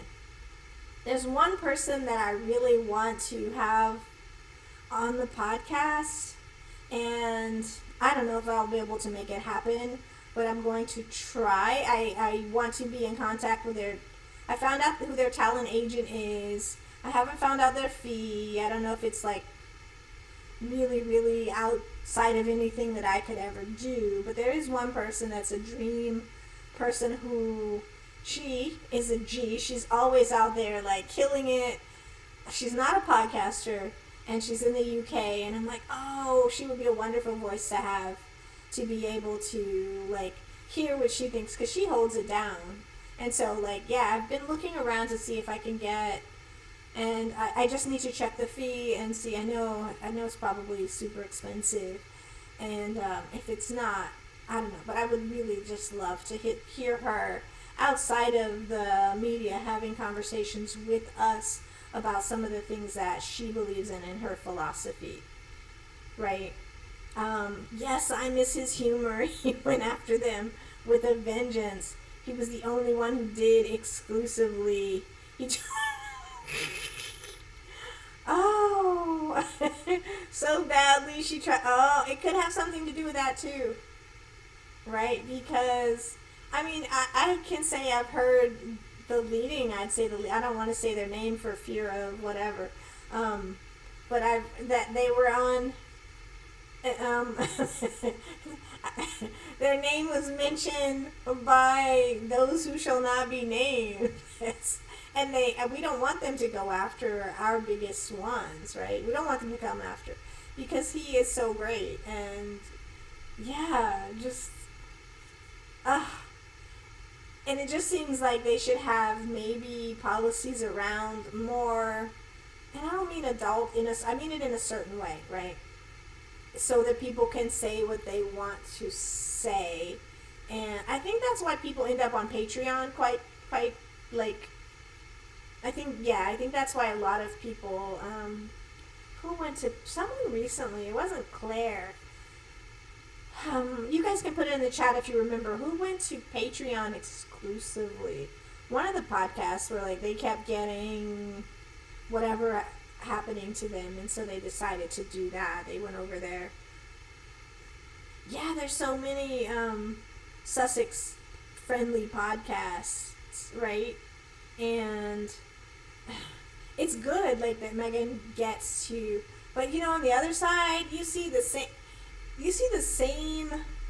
these when I see the thumbnails or the titles of these podcasts and I see a question mark, it's already going to be some sus and some cap. It's going to be a cap kind of podcast, because if you got to put a question mark and as you're quoting and asking this thing, you're not telling the truth. It's just really interesting when you want to make it like a quote, but you don't. So you're saying that you're going to say this thing that happened, but actually you're covering it. And it's no, I love questions, but I don't like questions disguised as, oh, this thing happened and it really didn't. And so that's, I guess they call that clickbait. And that's what I don't like. Hip hip hooray, the good Lord bless and keep and protect Church Nelly. Yes, say that. You guys, if you want to say an I am Church Nelly in the chat, go ahead and say that so you can put some positive. Maybe I'll put this thing down that I'm holding and type. Let me do that. Let me type I am Church Nelly. See if I can, because it is important.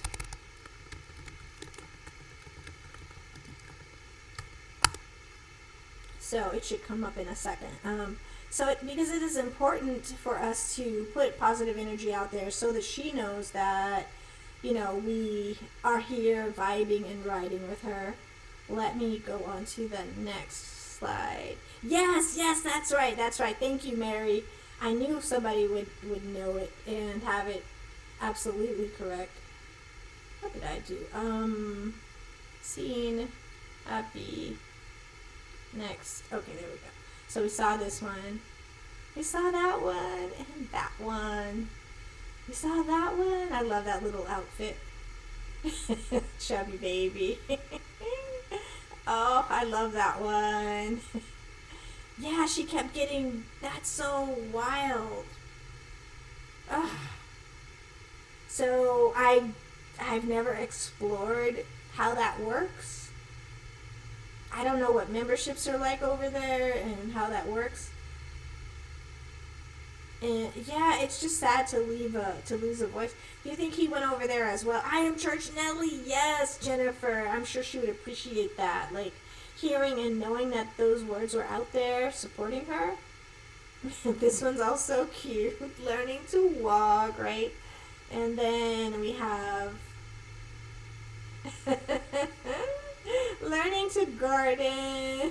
That is so cute. It reminds me of how her mother had her dressed from one of our last ones, right? Yeah, she did. I had heard, let's see. Oh, this one, I like this one. I like the birthday party, so we can imagine. She looks like she's a handful. Like, she wants that cake. Not in a mean way, but she looks like, I'm going to get that cake. So two of them have to try and figure it out. And look at Prince Archie with his little handsome self sitting on the bench, or for now, right, the bench. And then this is probably my favorite one, the next picture that I'm going to put up. Let's see. 3, 2, any more Church Nellies out there before I move on? I am Church Nelly, yes. Look, I love this one. Archie's on the table. Oh, is she back? Okay, I had heard that that's who it was, who had left. And I was like, oh, I don't know what that's like what, I'm so new at this whole thing, unaware that she was back, maybe it wasn't as profitable. I am Church Nelly. Thank you, Sharon. I'm sure she will, if she gets a second to watch this broadcast, I'm sure she will appreciate the shout outs, because it has to be scary for me, I've been under, anesthesia a couple of times in my life, and it is for me it was a scary process. I remember asking the doctor, please don't hurt me. I want to wake up to the anesthesiologist, because it was a scary thing. And so as she goes under, I just want to send her good vibes and let her know that the community, we have her back, right? That we are all here, sending out really good energy for her and well wishes, because, sometimes that could make the difference in our own minds. Like, okay, I can do this. And Prince Harry must be enjoying his second childhood with his three children after the Golden Fish Bowl. Yeah, so is she back or is she not back? I don't know. Someone, who said, I can't see. Someone said that she was back. I haven't seen anything come up on any thumbnails come up that say that they're her. But I've seen Claire. I see Claire all the time. But I haven't seen anything to let me know that she was literally back doing this work here. I remember, and I wasn't sure it was the demonetization. And I remember that, Duchess of Success, who I love her podcast, that she had some major issues around it. And so I guess it can become a real headache to have to deal with all of that, to have to walk certain lines and to have to, and to want to do this work and to feel so, to feel targeted and taken on. And so just sending out good wishes to all of them, to Sharon, to Duchess of Success to, much success to all of them. And I wish Terrell would come back. Like, I don't know if he can come back in another form, but that would be amazing if he did, right? I would love that. I am Church Nelly. Thank you, J. Matt. With a side of nacho. Yes. Yes. And Louise says, I am Church Nelly. Yes, because, again, how must that feel to understand? Like, she has a job to do. She's got multiple jobs inside of this space that she is doing for so many people. And we need her for that selfish reason, right? But we need her because she is such a great person, great energy, such a helping person. And even if she wasn't, we need her here. And we want her to know that we care and want her to be okay. We want her to be more than okay. We want her to come back and be better than she was once this happened. Okay, you just checked, Mary? And she's back. Okay, that's good. J-Matt said a video was posted 4 hours ago. All right. I wonder if she had something that said, hey, guys, I'm back. Maybe. So, anyway, I am not going to, I think this has been a kind of sweet podcast. And ending with the picture of them both, wait, that's what I imagine, like, hey, I haven't seen a video, but, and then Archie coming there, like, and I know when she sees his face, she's probably going to be, like, so reassured, my big brother, there he is, like, is he coming to help? Is he coming to make Lily, like, hey, little sis, I'm here, or are they going to join up against Mama and Papa, like, we're gonna attack this cake and do that thing, right? Missing him is a lot like missing Tina and Michelle, right? For me, I think that that's the case. It's a kind of parallel because they performed, I won't say the same function because they were different, very different, but in a certain way they performed. I think he was similar to Michelle. Would you guys agree with that? That Terrell was similar to a Michelle?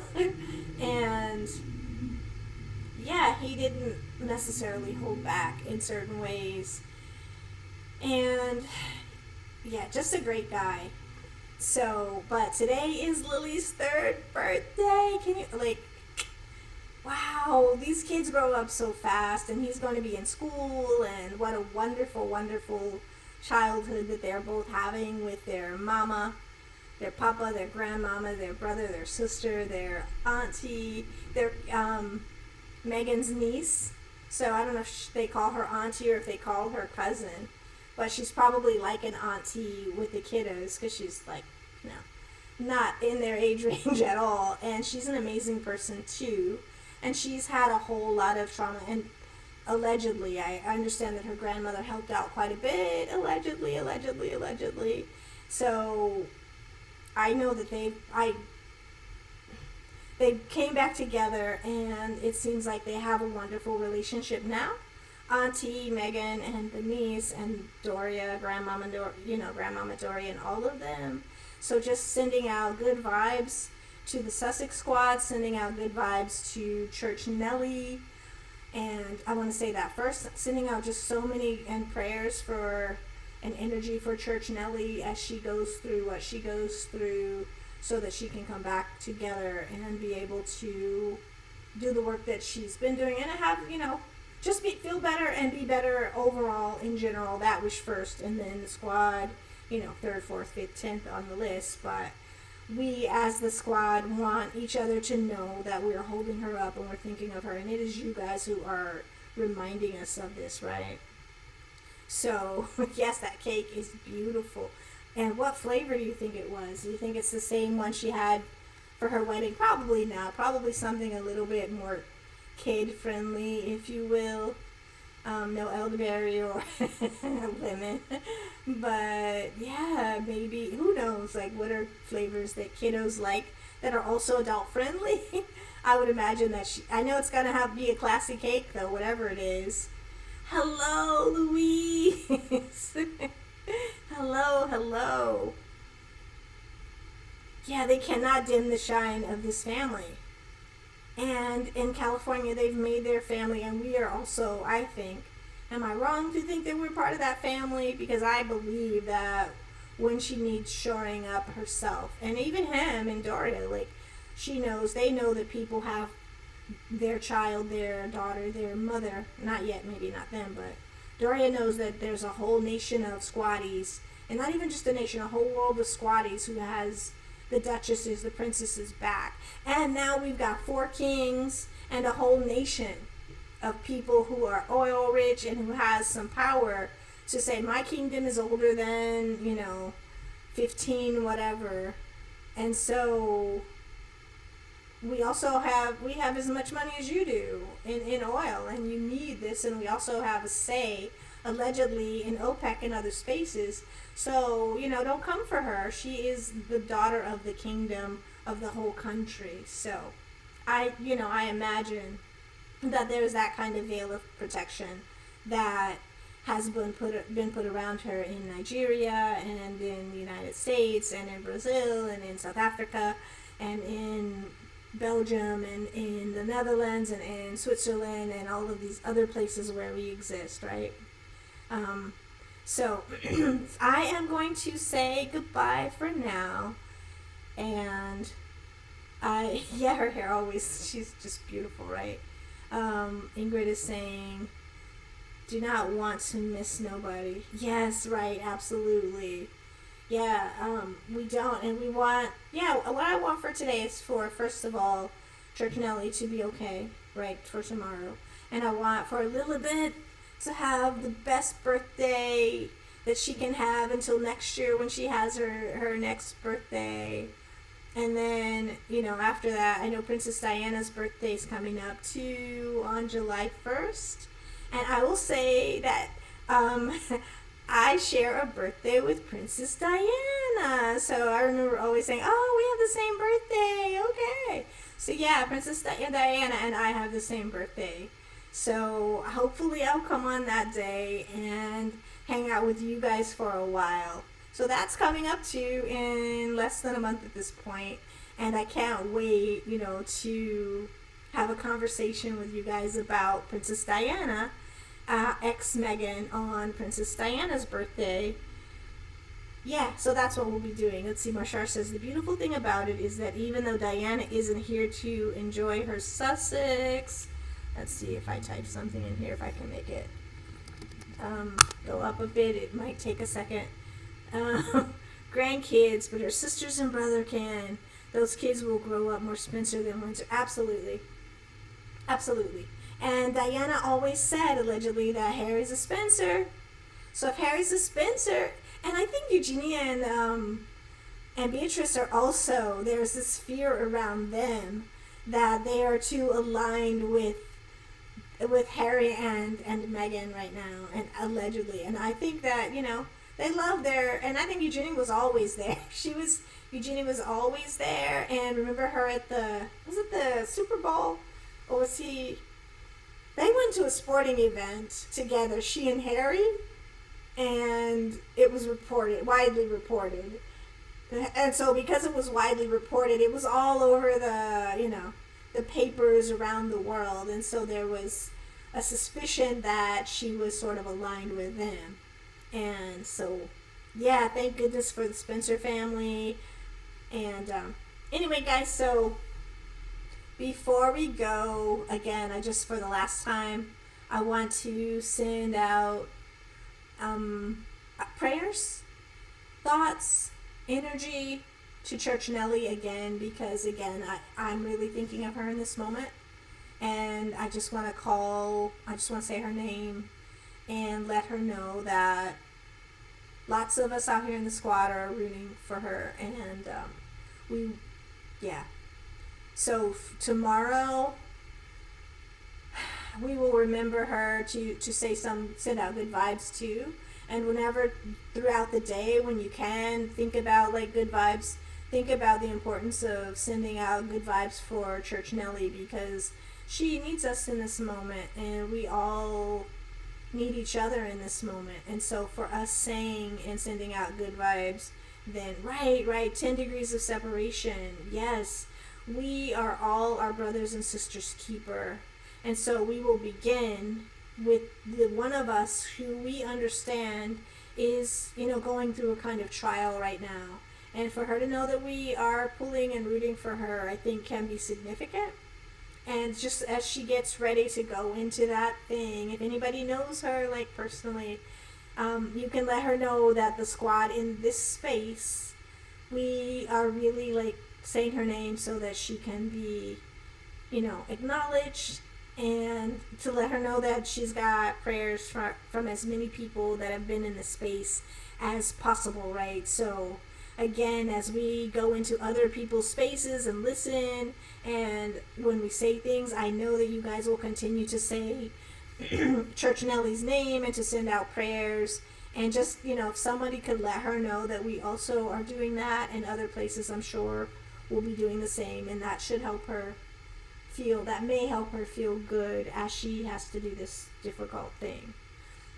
So, from the Sussex Studio Experience to all of you, thank you so much for showing up today and every time that you show up. Thank you for reminding me about how human and how kind and how compassionate we are. Thank you for saying hello to Lilibet Diana and happy birthday. Thank you for all that you do in the squad. Thank you for the moderators if you showed up today. And if you couldn't show up, that's fine too. The way you guys hold it down, it's wonderful. Thank you for people who donated in the way they could. Connie Balmer. And if, it really does help when you click the like button, guys. So before you leave, if you could just click the like button on your way out, I would really, really appreciate it. I thought the toxic media claimed Harry was disliked by the whole family, had no one. Yeah. Get well wishes to Church Nelly. Professor Z, the 10 degrees is between you and Princess Diana sharing a birthday. Thank you. Get chatting with the Squaddies fam. That's right. So as we leave, don't forget to hit the like button on your way out. And if you haven't subscribed, that also helps, subscribing with respect to the channel. The best thing I love about the Sussex Squad is how we not only care and love Meghan and Harry and kids, we also love and care about each other. That's what makes us unstoppable. Absolutely. Absolutely. Love wins. It does. It does, Marsha. And we see so many sides of you in this space, and we are grateful for all of them. We understand that you have our back in a myriad of ways, and so we appreciate you, right? Merryman, thank you, Merryman, for saying that. Absolutely, it is a pleasure to work for you guys and with you guys doing this work of the squad. And as soon as I get on, my anxiety just kind of it goes away, because you guys hold me in a certain way, right? And so again, have a wonderful rest of your day. Send out shout outs and prayers to Church Nelly, and yeah, do some of the work out in these Sussex streets if you can. Get on all of these platforms and talk back with the way you guys are, intelligence around what is happening around our faves, and around, clap back, if you will, talk back at the misinformation, the disinformation. Continue to collect receipts on these spaces so that the world can be a better place. A more informed place, a more welcoming place, a more happy place, right? So until next time, maybe tomorrow, I will see you guys out here in these Sussex streets. And again, just closing out with, remember to say a prayer for Church Nelly. All right, you guys, have a wonderful rest of your day. Take care of yourselves. And remember our song of the day. Isn't she lovely? Play that song. Before I forget, play that song for yourselves, and go back to where you were when you heard it. And if you've never heard it, it's something that's worth listening to. So glad I closed with that. Stevie Wonder, Isn't She Lovely? Because you guys are all lovely. So, and Lilibet's lovely, and Doria and Meghan and all of them. So anyway, I'm going to sign off and wish you guys a happy, happy rest of your day. Take care. Ciao.